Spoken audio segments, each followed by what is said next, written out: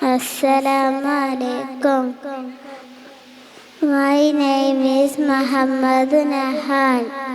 I am going to tell a story about our Prophet Muhammad Mustafa sallallahu alaihi wasallam. It was a day of Eid.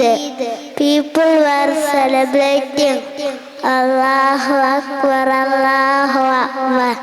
All people chanted Takbir. The Prophet walking along the street. He was happy. On the way, he saw a child. The child was crying.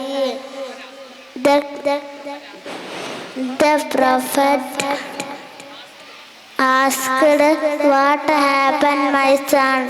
Why are you crying?" The boys and all children are celebrating it with dad. I have no dad. I'm orphan. The Prophet was beside him. The Prophet said, "My dear son, don't cry. You can hold my hand." The Prophet him to his house. He gave him new dress and food.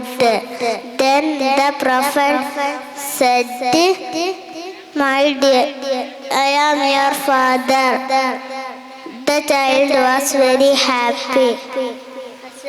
Assalamu alaikum.